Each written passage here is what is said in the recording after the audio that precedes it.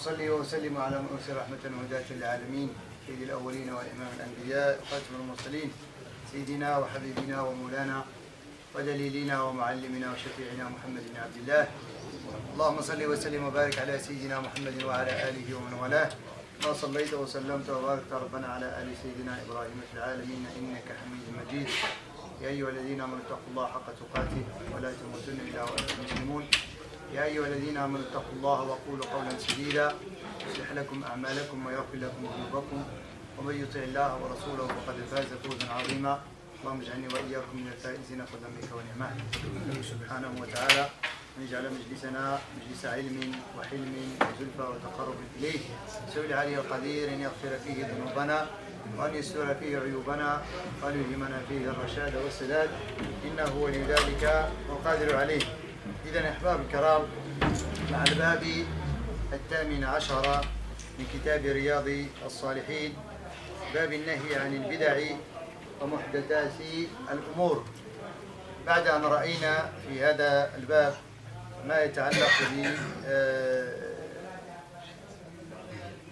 باتباع سنة رسول الله صلى الله عليه وسلم وآدابها، ورأينا ما يتعلق بالانقياد لحكم الله سبحانه وتعالى. نقف اليوم إن شاء الله سبحانه وتعالى عند هذا الباب الذي يحتاج إلى نوع من التفصيل.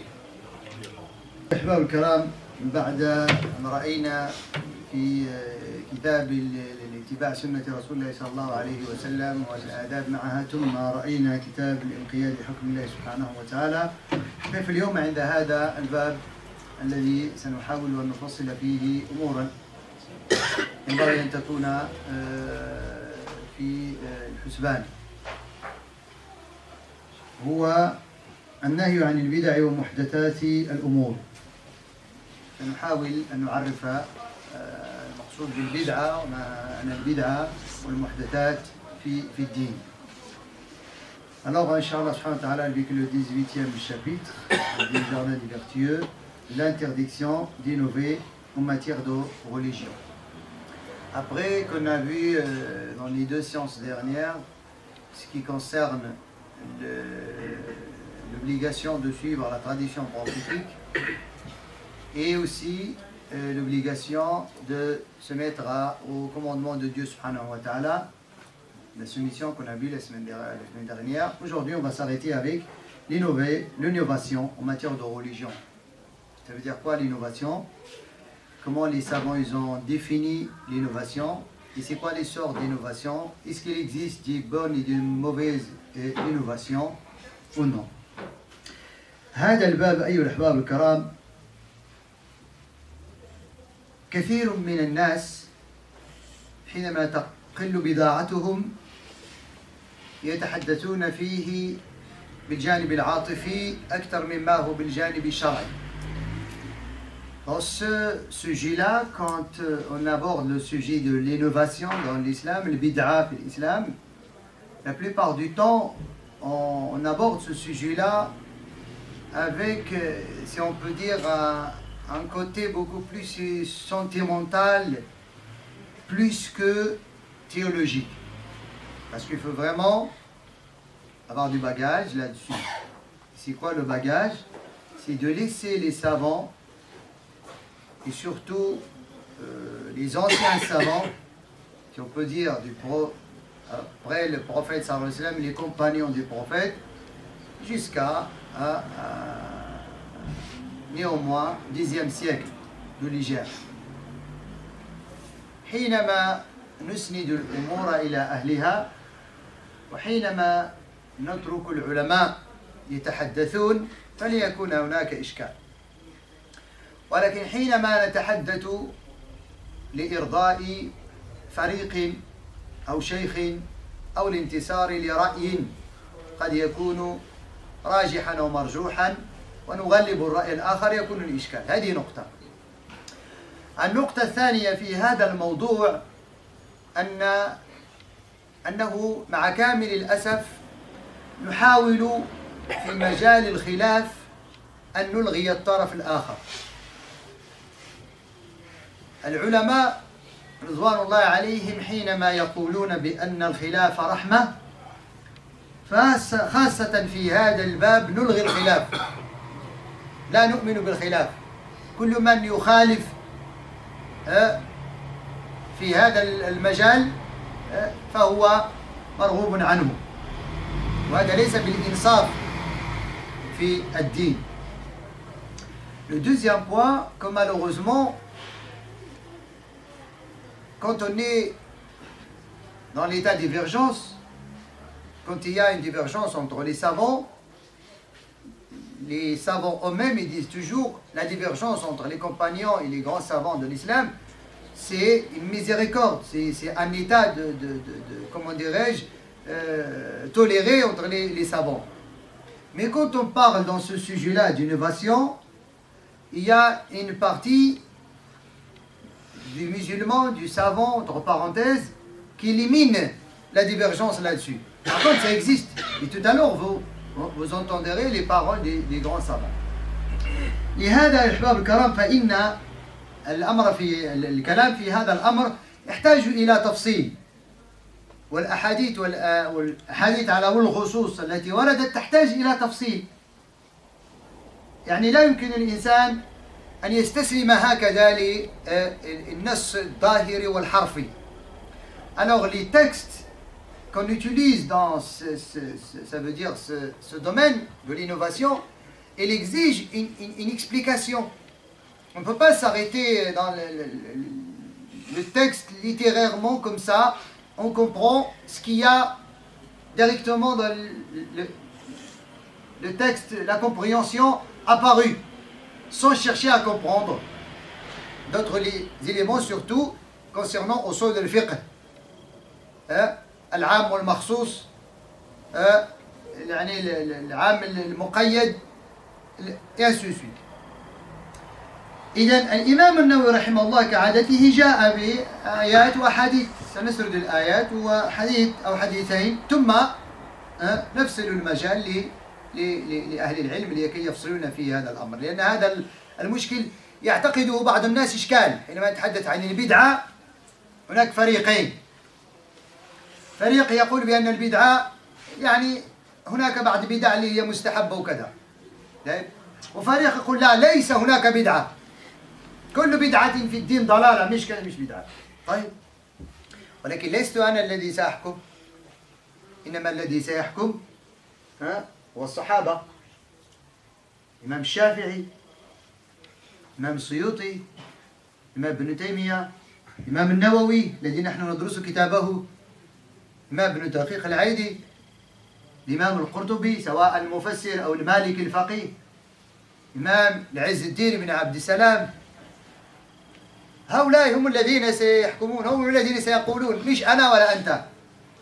طيب، لذلك تجدون في الساحة الآن الدعوية فريقين، فريق ينتصر لي ليس هناك بدعة، كل بدعة ضلالة، النص واضح. طيب، فريق تجده يقول لا، الأمر فيه تفصيل. Alors quand on va parler de ce sujet-là, l'imam Nawawi rahimahullah, il a cité les versets, 5 versets, ainsi que les hadiths. On va essayer de citer les versets qu'il a cités, ainsi que les hadiths. Mais avant cela, je veux dire que dans comment dirais-je, les interventions qu'on peut écouter autour de nous, on trouve deux catégories de personnes. Une catégorie qui ferme toute innovation et égarement, sans chercher à comprendre. Le moutou dans la langue arabe, ça signifie beaucoup de choses. Un autre groupe dit, oui, il y a quand même, on peut trouver des innovations qui sont autorisées, qui sont tolérées, ainsi de suite. Alors c'est qui va juger? C'est pas moi. Je suis qu'un étudiant. C'est pas quelqu'un qui n'est pas étudiant non plus. On va laisser les savants entre eux, surtout quand on parle des compagnons du prophète sallallahu alayhi wa sallam. Des exemples. Même Shafi'i, même Ibn Taymiyyah. Les savants que je venais de citer, c'est eux qui vont parler, c'est pas moi. Aujourd'hui, je vous laisse les paroles de ces savants. يقول الله سبحانه وتعالى في سورة يونس فما بعد الحق إلا الضلال. Et au-delà de la vérité, qu'y a-t-il donc sinon l'égarement? فما بعد الحق إلا الضلال. يعني ليس هناك بعد الحق إلا الضلال. هذا الآية واضحة. الحق واضح. إذا بعد الحق الضلال. ولكن الحق يحتاج إلى تفصيل. Il n'existe après la vérité que l'égarement. Mais il faut qu'on sache vraiment c'est qui est capable de distinguer la vérité de l'égarement. C'est les savants. يقول سبحانه وتعالى ما فرطنا في الكتاب من شيء. سورة الأنعام. ما فرطنا في الكتاب من شيء. Nous n'avons rien omis écrire dans le livre. Ça veut dire qu'Allah subhanahu wa ta'ala a tout dit dans le livre. ما فرطنا في الكتاب من شيء. Il y a tout dans le livre. والكتاب اختلف فيه العلماء ايش المقصود به؟ هو القرآن أم الكتاب في اللوح المحفوظ؟ خلاف المفسرين. Allah nous dit dans le livre ici, et le livre, chez certains compagnons et savants, le livre c'est pas le Coran, c'est le livre, c'est l'origine qui est auprès de Dieu subhanahu wa ta'ala, la source de toutes les révélations. Parce que dans le Coran, si on veut dire il y a tout, c'est vrai qu'il y a tout, mais c'est pas dans la clarté qu'on connaît. Ça veut dire que tu vas ouvrir le livre, tu vas trouver tout. Non, il faut une explication, il faut une exégèse, il faut une traduction, il faut une compréhension. Bah, sinon même le tuffah, il n'est pas dans le Coran, est-ce que c'est halal ou haram? Vous avez un verset où Dieu il a dit tuffah est halal? Alors il n'y a pas tout alors.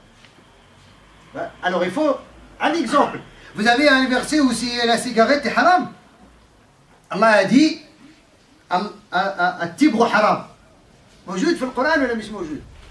مش موجود نصا ولكن موجود معنى وفهما. Alors là il faut comprendre les choses. يقول سبحانه وتعالى فإن تنازعتم في شيء فردوه إلى الله والرسول إن كنتم تؤمنون. Si vous êtes en divergence dans certaines choses, alors il faut la rendre, la remettre. Allah subhanahu wa ta'ala, ça veut dire au livre de Dieu et à son messager. Alors, normalement, il faut qu'on fasse ça. Quand on est en divergence, on revient au livre de Dieu et au messager, la traduction prophétique. ويقول وأن هذا صراطي مستقيما فاتبعوه ولا تتبعوا السبل فتفرق بكم عن سبيله ذلك وصاكم به لعلكم تتقون. Et voici mon chemin qui est tout droit, alors suivez-le et ne pas suivez des chemins qui vont vous dévier. Et puis, si vous aimez vraiment Allah, suivez-moi, ça veut dire le prophète, suivez le prophète, Dieu vous aimera et pardonnera vos péchés. Alors voilà tous les versets que l'imam Nawawi il nous a cités. Hadith. عن عائشة رضي الله عنها قالت قال رسول الله صلى الله عليه وسلم من أحدث في أمرنا هذا ما ليس منه فهو رد. Toute innovation à nos enseignements sera rejetée. وفي رواية من عمل عملا ليس عليه أمرنا فهو رد. Dans une autre version, tout acte non conforme à nos enseignements est rejeté. Tout acte non conforme à nos enseignements est rejeté. Alors non conforme à nos enseignements. ليس عليه أمرنا. خبيوا هذه شوية. Enregistrer أمرنا. On va voir qu'est-ce qu'il dit ça.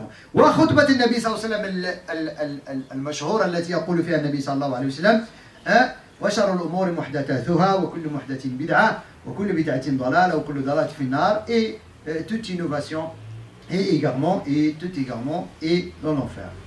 الآن أحباب الكرام السؤال المطروح إيش هي البدعة؟ La question importante, ça veut dire quoi le bid'a? La définition de le bid'a. في اللغة dans la langue arabe quand on dit bid'a يقول الإمام ابن منظور في لسان العرب الجزء الثامن الصفحة 6 بدع الشيء يبدعه بدعا وابتدعه أنشأه وبدأه بدأ الشيء ابتدعه أنشأه وبدأه. Ça veut dire البدعة ابن منظور il dit que c'est le fait يعني بدأ الشيء شيء جديد مش موجود وليس له أصل. إنسان بدأ الشيء أول واحد فعل كذا هو فلان قل بدعه. نقول بديع السماوات والأرض. الله سبحانه وتعالى قال في حقه بديع السماوات والأرض. الله بدأ السماوات والأرض بغير أصل وخلقها من غير أصل. طيب بديع السماوات والأرض هذه في القرآن الكريم توازي اللغة. طيب إذا إمام ابن منظور il dit inventer quelque chose c'est de créer quelque chose qui n'existe pas auparavant. Hein? Il n'a pas d'origine. Quelqu'un qui invente quelque chose, ça n'existe pas. Cet appareil, ça n'existe pas avant. Celui qui l'a inventé, il s'appelle un innovateur. Il a inventé quelque chose qui n'existe pas.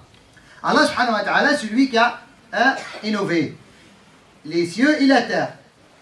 Ça n'existe pas auparavant. Il aura dit soit ils y sont. Ils n'ont pas d'origine. On ne va pas dire il a pris quelque chose. خلق السماوات والأرض في 6 أيام. بديع السماوات والأرض. Il a même utilisé le mot de بديع. C'est lui qui a inventé. Hein? Sans exemple. طيب. هذه اللي في اللغة لا langue arabe. في الشرع. Quand on parle maintenant de l'bid'a dans la théologie musulmane. يقول الإمام الشافعي فيما رواه الحافظ أبو نعيم بإسناد عن إبراهيم بن جنيد قال سمعت الشافعي يقول بما أورده الإمام الأصبهاني في كتاب حلية الأولياء وطبقة الأصفياء الجزء التاسع الصفحة 113 قال الشافعي رحمه الله البدعة بدعتان بدعة محمودة وبدعة مذمومة فما وافق السنة فهو محمود وما خالف السنة فهو مذموم واحتج بقول عمر بن الخطاب رضي الله عنه في التراويح نعمة البدعة هي. فهمتم كلام الشافعي؟ الإمام الشافعي يقول في الشرع البدعة صورتين نوعين بدعة محمودة يعني مزيانة نقوله لا بأس بها إذا وافقت السنة هذه البدعة لها أصل وافقت السنة ليس شيء جديد فهي محمودة بمعنى ولو لم يفعلها النبي صلى الله عليه وسلم ولكن وافقت فعله أو قوله. طيب ومذمومة تعارض السنة تضاهي السنة. وسنعطي مثال بعد حين. البدعة الخايبة المذمومة التي دخلت في كل بدعة هي التي تخالف السنة شيء يخالف ما فعله أو قاله النبي صلى الله عليه وسلم. ثم استدل بقول عمر بن الخطاب حينما جمع الناس في التراويح. تعرفون قصة التراويح النبي صلى الله عليه وسلم حينما جاء رمضان النبي صلى الله عليه وسلم يصلي التراويح في اليوم الأول قبل الفجر وشافوا واحد الصحابي وصلى معه. في اليوم الثاني الصحابي هذا قالوا للصحابة الآخرين وجاءوا مجموعة. في اليوم الثالث ما خرج النبي صلى الله عليه وسلم. هذا أصل التراويح قبل الفجر. والنبي حينما سئلوا قيل ما خرجت نصلي معك قال أخاف أن تفرض عليكم ولا تطيقون. أخاف أنك تفرضوا عليكم وما تقدروش عليها. إنه لو فعلها النبي رمضان كله لأصبحت التراويح فرض وسنة مؤكدة من سنن رمضان لأنه فعلها النبي. النبي خاف على أمته وبقى في الحجرة ديالو ويصلي. مات النبي صلى الله عليه وسلم. جاءت خلافة سيدنا أبي بكر. توفي سيدنا أبو بكر في عامين وكذا من الخلافة. ما كان الناس يعرفون التراويح. كل واحد يصلي لوحده سواء في البيت ولا في المسجد. الناس يصلون العشاء كل واحد يروح لداره. اللي يبقى في المسجد يصلي بوحده مش مشكلة. اللي مشى للدار يصلي. ما فيش تراويح بهذا الشكل. جاء سيدنا عمر رضي الله عنه في الخلافة نتاعو توفي أبو بكر. وسيدنا عمر بعد سنة ولا سنتين ولا 3 سنوات ولا أدري شيء بعد 12 سنة في الخلافة ربما في السنة السادسة ولا الثامنة ولا ما أدري أي سنة لم يذكر العلماء التفصيل. رأى الناس كثر في المسجد بعد العشاء. هذه المجموعة يصلون 3 الآخرين يصلون 4 واحد يصلي بوحده وكذا ويكون من التشويش. فقال لهم من الأحسن هو شاف اجتهد قال لهم ما دمتم أنتم تصلون النوافل كذا اجتمعوا على مقرئ واحد. وكان أقرأهم أبي بن كعب. قال أبي أنت تحفظ القرآن صلي بهؤلاء الناس عوض كل واحد يصلي بوحده ولا 2 يصلوا بوحدهم و3 يصلوا بوحدهم في الجامع فرقين انت صلي بهم صلاة واحدة وصليوا 11 ركعة كما قال النبي صلى الله عليه وسلم كيصلي القيام 11 ركعة بدون زيادة. ولما جمعهم عمر بن الخطاب في أول ليلة ما صلاش معهم، جمعهم وخرجوا خلاهم وقال نعمة البدعة هي، هذه البدعة محمودة. إذا إيش المشكل؟ النبي ما فعلها، النبي ما صلى في المحراب والناس وراه وصلوا رمضان كامل هكا. وقال والتي تنامون عليه أفضل، إنهم كانوا يصلون التراويح من وراء العشاء كما نديروا نحن الآن. قال والتي تنامون عليها، التراويح اللي من وراء قبل الصبح أفضل من التراويح بعد العشاء. قال أفضل. واخذوها العلماء قال هذا عمر بن الخطاب فعل شيء. ولكن هنا علماء قالوا بأنه لا تعارض السنة، توافق سنة النبي صلى الله عليه وسلم. كان النبي يصلي القيام، إنما فقط لا يصليه جماعة ولا يصلي بهذا الترتيب بإمام واحد في رمضان كله كذا. ذلك جاءت هذه تعالي. Alors, on a défini le bid'a selon les savants de la langue arabe. Alors maintenant, selon les savants de la théologie musulmane, même Shafi'i, et celui qui veut vérifier l'information, Imam al-Hafid Abu Nu'aym, dans l'ouvrage de l'imam al-Asbahani, Hilyat al-Awliya, Tabaqat al-Asfiya, le 9e volume, la page 113. Même Shafi'i, il a dit, l'innovation, il est en deux catégories. Quand on dit innovation dans la théologie musulmane, il existe deux catégories d'innovation. Une bonne innovation qui est conforme à la sunna, qui n'est pas contradictoire à la sunna. Une mauvaise innovation qui est contradictoire totalement à la sunna. Il n'est pas confirmé par la sunna. Et il a donné l'exemple de la parole de Omar ibn Khattab quand il a qualifié ce qu'il avait fait comme bonne innovation. Qu'est-ce qu'il a fait Omar ibn Khattab? Comme vous le savez, pendant le Ramadan, l'époque du prophète, depuis la 2e année de l'Hijr jusqu'à la mort du prophète, il n'a jamais fait tarawih comme on fait maintenant aujourd'hui. Le premier jour de Ramadan, le prophète il sortait de chez lui à la mosquée avant le subh et il faisait qiyam al-layl comme il faisait durant toute sa vie. Un parmi les compagnons, il a vu le prophète, il s'est venu à côté de lui, il a fait la prière avec lui. Surrogatoire, bien évidemment. Le deuxième jour, ce compagnon, il a parlé aux autres. Et le prophète, il est sorti pour faire la même chose, qiyam al-layl. Il a remarqué que les compagnons commencent à se regrouper derrière lui. Là, le troisième jour, le prophète, il est resté chez lui, il n'est pas sorti. Vous savez? Et quand ils l'ont interrogé, pourquoi le prophète, on t'avait attendu pour faire la prière qiyam al-layl ou tarawih? En fait, il a dit, j'ai peur que si je sors et on fait comme ça tout le ramadan, ça sera une obligation et vous ne pouvez pas. Et quand il sera une obligation, ça sera une obligation. Et après, vous n'aurez pas le choix. Et je ne veux pas imposer à ma communauté quelque chose plus que sa charge. Allah qui ne nous a pas obligés que les 5 prières. Et après, le prophète sallallahu alayhi wa sallam est resté faire sa prière chez lui. Et les compagnons, chacun fait la prière chez lui ou à la mosquée, tout seul. Après le décès du prophète sallallahu alayhi wa sallam, Abu Bakr a pris le relais. 2 ans et quelques mois de la période, le quinquennat d'Abu Bakr, il est décédé. Les compagnons ne connaissent pas quelque chose qui s'appelle Tarawih à cette époque-là. Omar ibn Khattab, après, dans son quinquennat, après 2 ans, 3 ans, je ne sais pas combien, il avait passé 2 ans et quelques mois. Et quand il a remarqué que la mosquée du prophète, voilà, les gens ils se regroupent et chaque groupe font la prière, entre parenthèses, qui s'appelle Tarawih. Que nous on a nommé Tarawih aujourd'hui, qui s'appelle Tarawih. Il y a 3 ou 4 ou 5, chaque groupe, tous ceux ils font la prière. Quand ils connaissent qu'il y a un parmi eux qui connaît mieux le Coran, ils commencent. Les autres, ils viennent peut-être après, ils commencent. Et parfois après l'Isha, parfois avant Subh, ainsi de suite. Et quand Omar al-Khattab il a vu, si on peut dire, un désordre dans la mosquée, il a dit pourquoi mettre en ordre. Il a appelé Ubay ibn Ka'b, qui est le réciteur du Coran, il a dit tous ceux qui veulent faire la prière de Qiyam al-Layl ou Tarawih après l'Isha, c'est derrière Ubay ibn Ka'b un seul imam.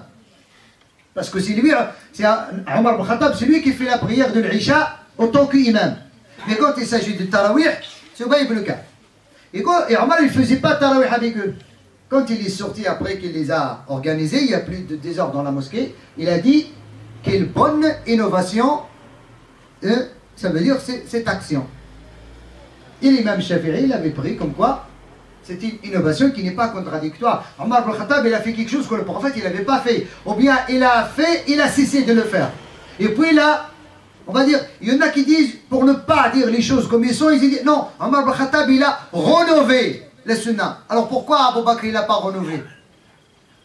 Abu Bakr il n'aime pas la sunna du prophète. Pourquoi il n'a pas renouvelé la sunna du prophète? Seulement Omar qui est beaucoup plus malin.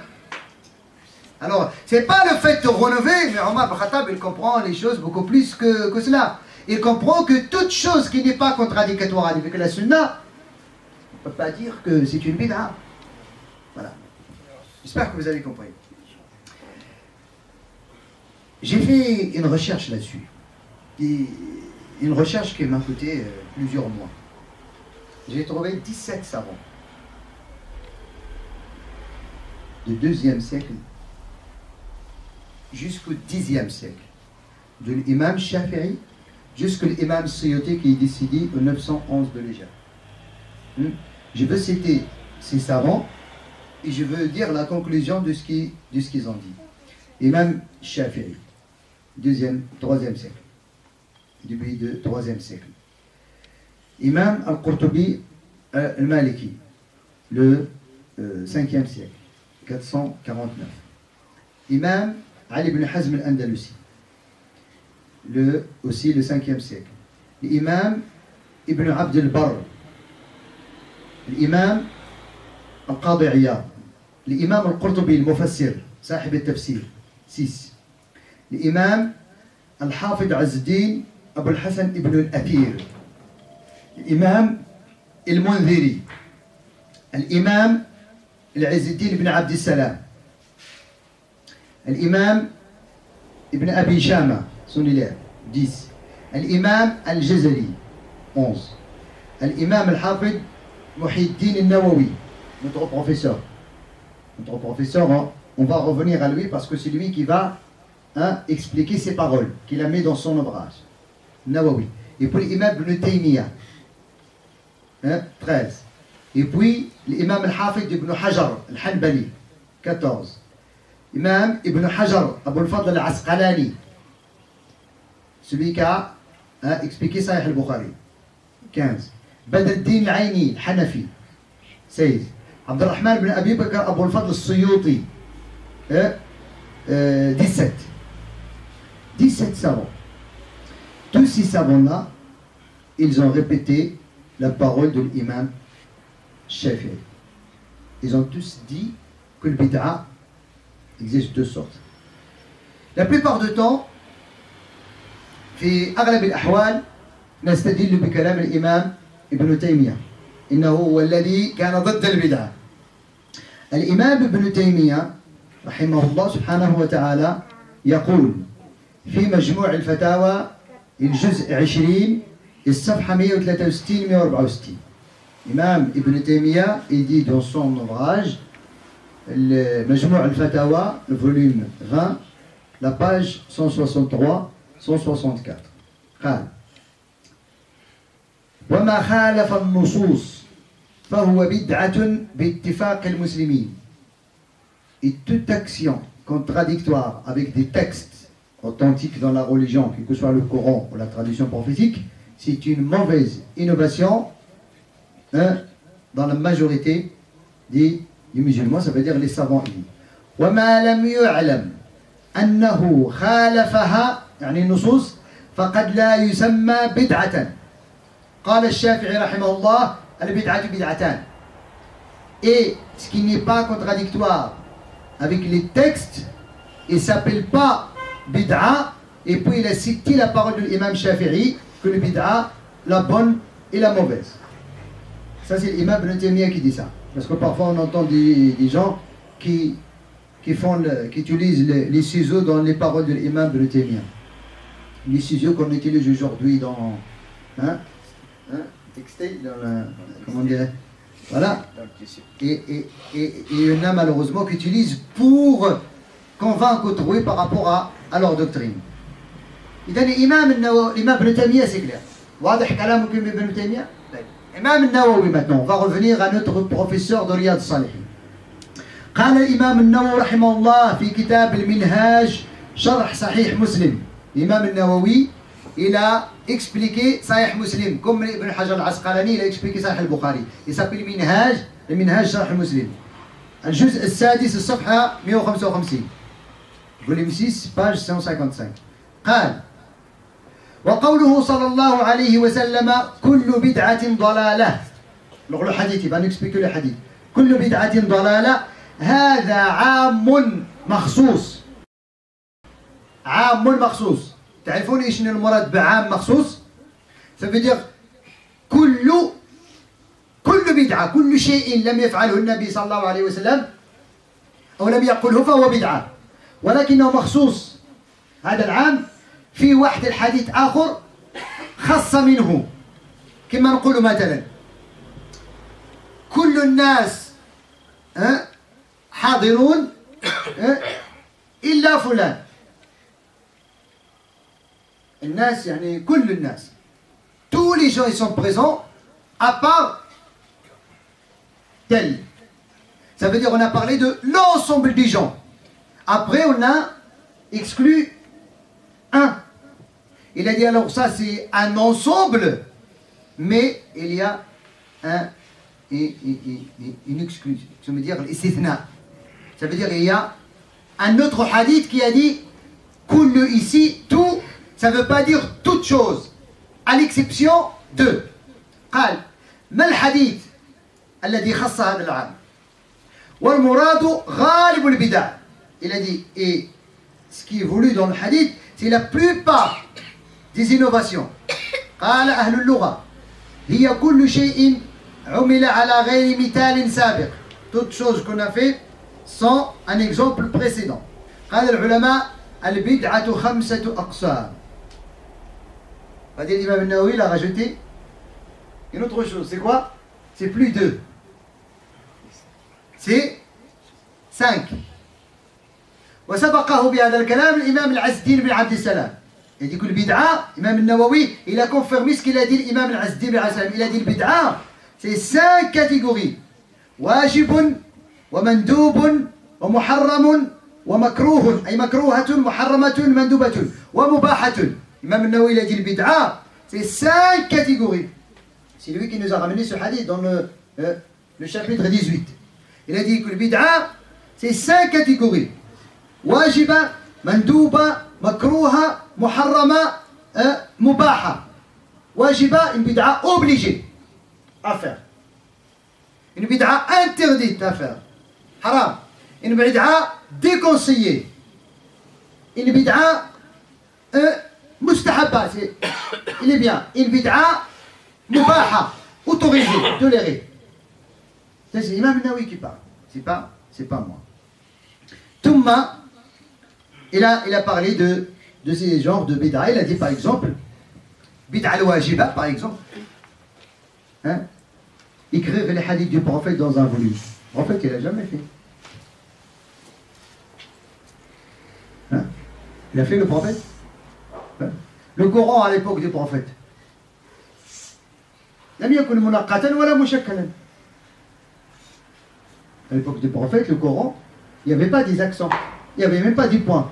Les compagnons, ils connaissent directement. C'est Abu al-Aswad de Ali qui l'a fait, et à l'ordre de Ali ibn Abi Talib. Il n'était pas à ce niveau-là. Écrire le hadith, le prophète à son époque, il a interdit les gens d'écrire le hadith. C'est qui a ordonné d'écrire le hadith? C'est Sayyidina Omar ibn Abd al-Aziz.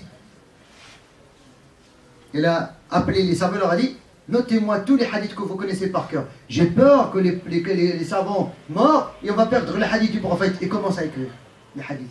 Le prophète à son époque, il a interdit les hadiths. C'est une innovation ou non? Ils ont écrit les hadiths. Oui. Il a dit c'est là, c'est obligé. Pourquoi? Parce qu'avec cette innovation, on va garder l'islam. Aujourd'hui, le Coran, il est traduit. prophète, il n'a jamais traduit le Coran en anglais, en français, en chinois. Ça reste dans la religion, oui ou non? Tu es obligé. Vous voyez? Uthman ibn Affan, vous savez qu'est-ce qu'il a fait? Il a rajouté un adhan, le Jumu'ah. Il n'avait pas fait le prophète. Le prophète, il faisait un seul adhan. Uthman ibn Affan, à son époque, il a vu que les gens, tellement qu'ils sont loin, et il fait l'adhan, c'est même pas à la mosquée. C'est un petit peu, c'est comme si on dit par exemple, la mosquée du prophète, il est là, et la maison de Volvo que vous avez là à côté, Uthman, il a ordonné à un mu'addin, toi, avant que l'imam il sort à la mosquée, tu fais l'adhan là-bas pour que tout le monde écoute l'adhan. L'adhan pour la prière, quelque chose que jamais le prophète il avait fait. Uthman ibn Affan, il l'a fait. C'est un compagnon, c'est un savant. Il a inventé quelque chose que le prophète n'a pas fait. Personne parmi les compagnons ne lui a dit tu as fait quelque chose. Et à côté de lui, il y a son ministre, Ali ibn Abi Talib, qui est sévère. Il ne peut pas le laisser faire une innovation. Oui. Vous imaginez maintenant quand vous voyez les choses, ça commence à s'éclaircir. Les bid'ah qu'on fait aujourd'hui à la Mecque, ils ont beaucoup de bid'ah. Je voulais vous dire les bid'ah de la Mecque. Hein? Ils font Khatm al-Qur'an le 27 Ramadan. En fait, il n'avait jamais fait. Khatm al-Qur'an la nuit du destin. Ni Abu Bakr, ni Omar, ni aucun compagnon l'a fait. C'est quelque chose que le prophète n'a pas fait ou non? Oui, c'est quelque chose que le prophète n'a pas fait. Ça rentre dans la religion? C'est dans la religion. Alors pourquoi on n'a pas arrêté ça à la Mecque? Pourquoi? Parce que tout simplement, il n'est pas contradictoire avec la religion. Pourquoi vous reprochez à celui qui prend subha pour faire dhikr et vous le dites c'est bid'a? Aussi c'est pas bid'a. Oui, chose comme ça. Après, Ahbab al-Karam dit des exemples là-dessus.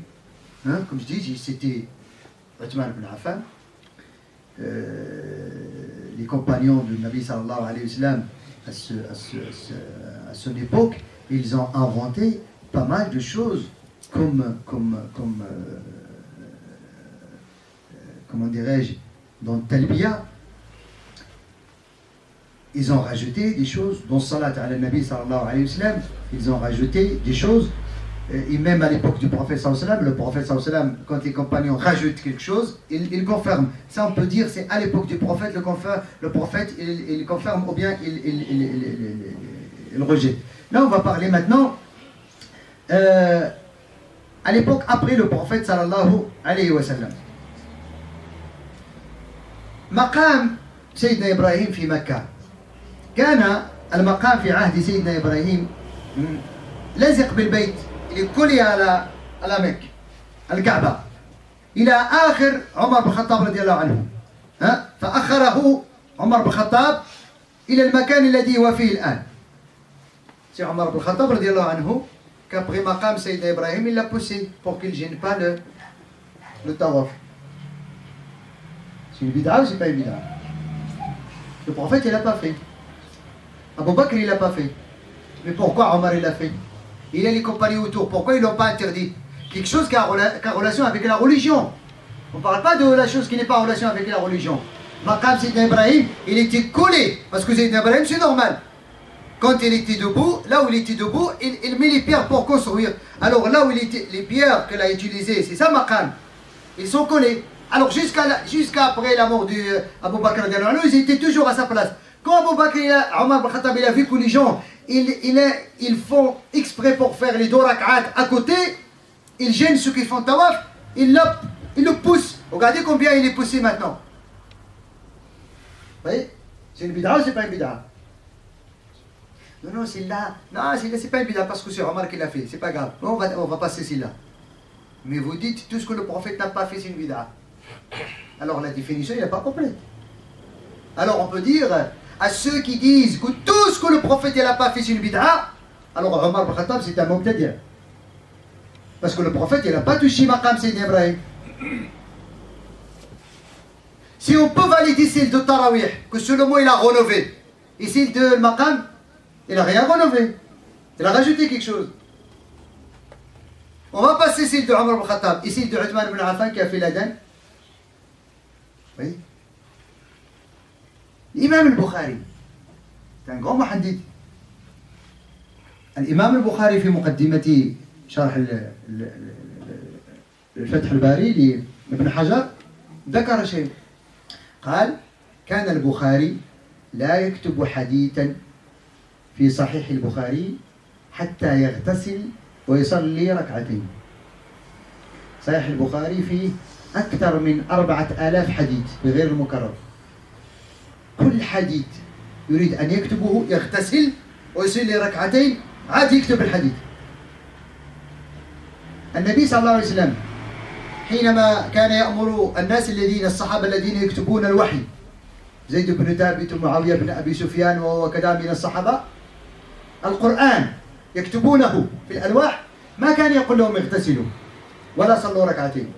الإمام البخاري حدث بدعة، قبل أن يكتب حديث أوجب على نفسه أن يغتسل اغتسال بدون موجب، مش اغتسال. لأن الإمام البخاري كما تعرفون هو غير متزوج. الإمام البخاري كرس حياته للعلم. الإمام البخاري غير متزوج وما عندوش أولاد، حياته كلها للعلم، يروح شهرين يجيب واحد الحديث. كان يغتسل لكي يكتب حديث، هذه بدعة ولا مش بدعة؟ ويصلي ركعتين. هل قال النبي في حديث أو في وصية من أراد أن يكتب حديث فعليه أن يصلي ركعتين سنة؟ ما قالها الإمام البخاري كذا. والإمام البخاري صاحب الحديث، وهو الذي روى الحديث في البخاري ومسلم: كل بدعة ضلالة. لماذا لم يلتزم هذا الحديث؟ طيب، بدأ يتضح الأمر الآن. إذن المسألة، طيب، الإمام البخاري traduit en français. Lui, dans sa sunna, lui, il a inventé une sunna, l'imam al-Bukhari. Il a dit: chaque fois, avant que j'écris un hadith dans mon ouvrage sahih, je fais les grandes ablutions, j'ai fait 2 unités de rak'at avant de rédiger le hadith que j'ai trouvé authentique. Le prophète, il n'a jamais demandé à ceux qui ont écrit même le Coran de faire ça. D'où il a inspiré le Bukhari. Il n'est pas contradictoire avec la sunna. C'est une adoration. Il cherche la baraka là-dessus. Oui. Je vais finir avec cet exemple, il y a plein d'exemples. L'imam Ibn Taymiyyah, que nous aujourd'hui, on utilise comme, comment dirais-je, un argument contre vraiment bid'a et ainsi de suite. Il va faire une chose. Imam Ibn Taymiyyah, son élève Ibn al-Qayyim, il a dit, قال إمام ابن تيمية رضي الله عنه قال: من قال بعد الفجر قبل الصبح، يعني من صلى ركعتي الفجر قبل الصبح لفرض، طيب، وقال: يا حي يا قيوم لا إله إلا أنت برحمتك أستغيث 40 مرة، أحيا الله قلبه بالإيمان. هذا الإمام ابن تيمية نقل عنه الإمام ابن القيم في كتاب الوابل الصغير. الإمام ابن تيمية هذا الذكر لم يرد بهذه الصيغة في أي حديث، إنما قال الإمام ابن تيمية بالتجربة، قال بأنه من التزم عدد في وقت أحيا الله قلبه. هذه بدعة أكبر بدعة أصلا، إنه أولا أحدث ذكر لم يكن في عهد النبي، وأحدث زمان بين الفجر، رغبة الفجر والصبح، وأحدث عدد 40. هذا كلام وفعل ابن تيمية. هذه بدعة ولا مش بدعة؟ ما فعلها النبي صلى الله عليه وسلم، ما أمر بها، إنما فعلها ابن تيمية وأمر بها ونقلها ابن القيم. Alors une autre innovation d'un grand savant, si on considère l'innovation, c'est tout ce que le prophète n'a pas fait. Imam Ibn Taymiyyah, Imam Ibn Qayyim, son élève, il a dit, comment Cheikh il a dit, celui qui dit entre les 2 unités surérogatoires de Fajr avant Subh 40 fois, Ya Hayyu Ya Qayyum La ilaha illa anta bi rahmatika astaghith, Allah subhanahu wa ta'ala donnera la vie la foi à son cœur. S'il fait ça d'une façon abondante. Quand on vérifie, on constate que ni cette formule le prophète il a dit, ni il a conseillé les compagnons à la faire dans ce moment-là, entre la prière surrogatoire de l'Fajr et Subh, ni le prophète a ordonné de faire 40 fois cette formule. Alors ça veut dire une bid'a en 3D. Une bid'a en 3D que l'imam Ibn Taymiyyah l'a inventé. Et pas personne parmi les savants a reproché à l'imam Ibn Taymiyyah qu'il a fait ça. Alors, en bref, il faut faire attention. Mais on peut donner des exemples des bid'a qui sont mauvaises. يمكن نعطي إذا الآن نعرف أن البدعة المباحة وكذا لأن ما هي البدعة الحرام قبيحة التي لا يجوز التي ذكرت في كل البدعة الحرام هي مثلا ما يفعله بعض الناس مريض وراح يبات عند قبر ولي من الأولياء الذي يعتقد الناس أنه ولي لكي يبرأ. هذه بدعة حرام وقد تؤدي إلى الشرك. أنت مريض وقال لك مشي عند سيدي فلان وتمشي عند سيدي فلان وتبات عنده، وربما انت دير بدعه اون 3 دي، تمشي تبات وتطلب الشفاء وتدي شي عترس وتذبحو تما. هذه بدعه 3 دي كومبليت، هذه بدعه واضح.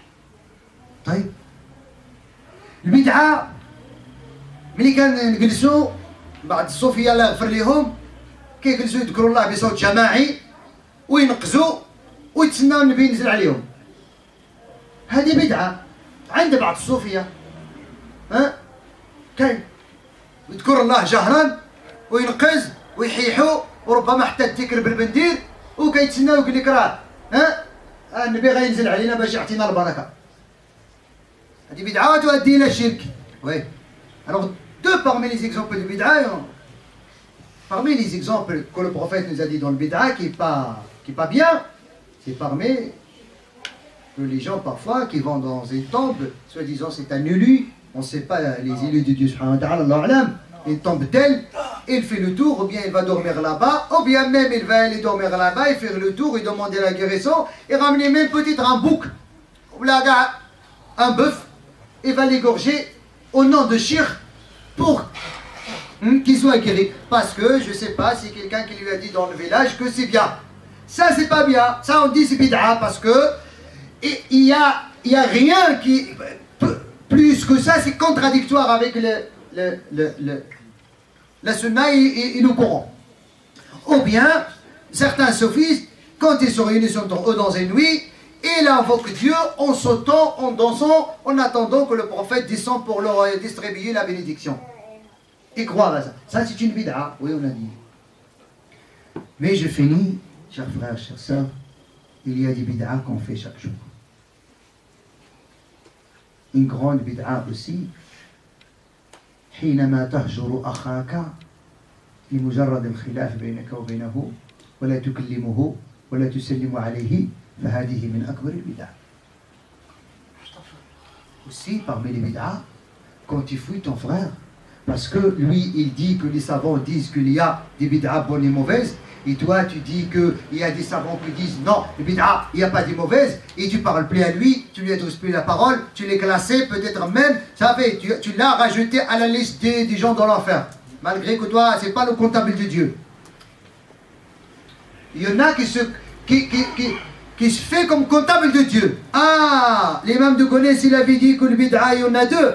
J'ai rien dit moi. Voilà les arguments. Celui que je l'imprime tout ce que je dis, et celui qui veut vérifier que c'est authentique ou non, je lui donne la page et le volume. S'il a trouvé que c'est faux, qu'il vient devant vous, j'annonce mon repenti. C'est pas moi qui ai dit. Moi j'ai transmis ce que les savants disent. J'ai le courage d'être clair, de dire ce que les savants ils ont dit. Celui qui cherche aussi parmi les bid'a, c'est le fait de chercher, comme يقول, أن تنتصر لمذهبك وتخفي العلم. C'est bid'a aussi. Quand toi tu cherches à soutenir ta doctrine et tu caches ce que l'imam Ibn Taymiyyah il a dit, tu ne le dis pas aux gens. Et tu caches ce que l'imam Shafi'i il a dit, ou bien tu cherches à réformer la parole de l'imam Shafi'i, bid'a bid'atan fil lughat, non, l'imam Shafi'i il ne veut pas dire ça, mais il veut dire ça. Tu n'as pas déjeuné avec lui hier pour me dire l'imam Shafi'i il veut dire ça. Parce que lui, il sait ce qu'il a dit. C'est pas compliqué la parole de l'imam Shafi'i, ainsi de l'imam Nawawi, ainsi de l'imam Ibn Taymiyyah. Il n'est pas compliqué à dire. Alors ça, c'est bid'a aussi. D'égarer les gens et de cacher la science. Ça aussi, c'est bid'a.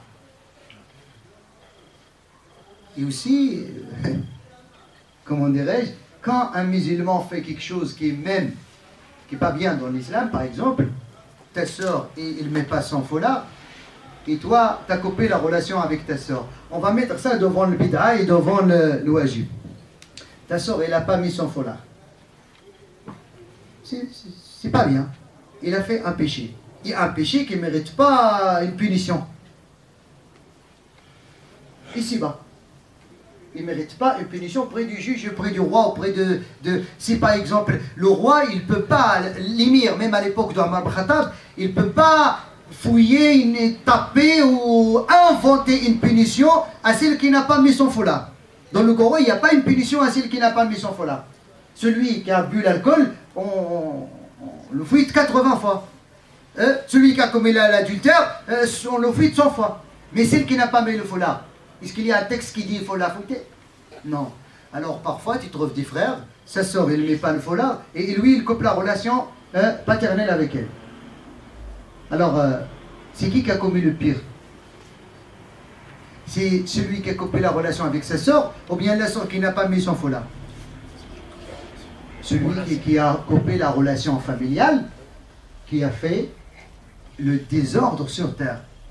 Et celle qui n'a pas mis son foulard, peut-être Allah subhanahu wa ta'ala, Dieu il ne nous a pas dit que quand la femme ne paye pas son foulard, il commet le désordre sur terre, ou bien Dieu coupe sa relation avec elle. Il n'a pas dit, mais dans le Coran, il a dit, et dans le hadith, il a dit, le hadith, il est clair, que le prophète, il a dit, que Dieu, il a dit, Man wasalani wasalahu Allah.